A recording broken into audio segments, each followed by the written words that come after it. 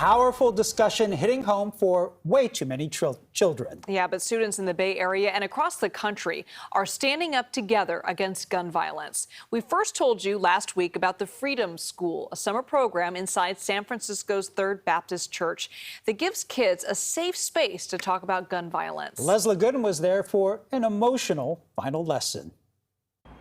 Here at the Freedom School in San Francisco, they spent their National Day of Social Action in several ways. They created posters, played games, all while having the difficult conversation on gun violence.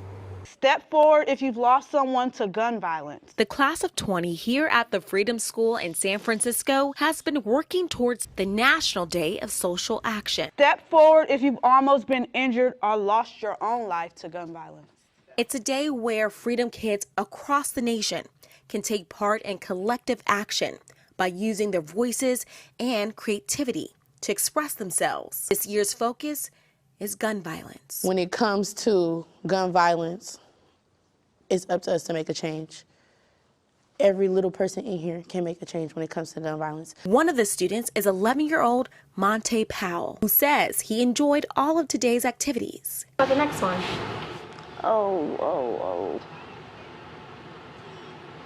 Opportunity? Ooh, it's a good one. You should write that down. He tells me that gun violence is something he sees often. Do you feel safe in your neighborhood? Sometimes no, Why? because I hear a lot of gunshots. Outside of his family and here at the Freedom School, he says it's not something he talks about. Very worrying. That's one of the reasons the school, over the last few weeks, has found ways to encourage their students to open up about their experience living among gun violence. It's on their age because we do have kids that are as young as 5 and 6. And so I can see how that would definitely be a topic of concern. However, in-depth conversation, a safe space for students to be able to vent, a safe space for students to be able to give their opinion, what they think, for them to be able to ask questions and be able to get an answer. So I feel like us providing that space, especially at a young age, is definitely vital for them. The practice of honoring National Day of Social Action, the kids took a moment of silence for those who lost their lives and said their names. I lost my son, George C. Scott, to gun violence, and I'm honoring him today, and I wrote his name, and I'll write it again.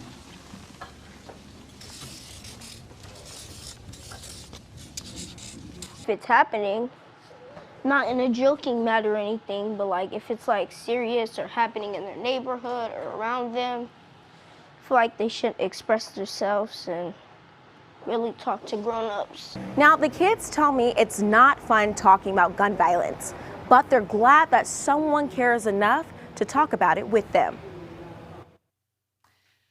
What a story. Across the Bay, the Freedom School in Richmond also participated in the Day of Action. Students at the Open Door United Methodist Church decorated posters and T-shirts and said youth are not bulletproof.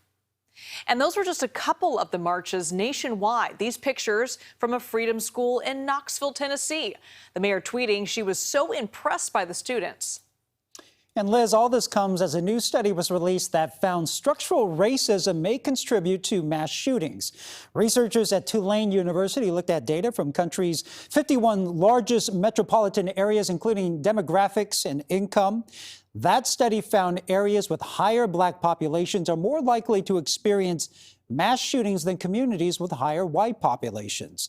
It also found that more Black people are injured and killed when mass shootings do happen. Researchers say the results support the need for specific interventions to address gun violence.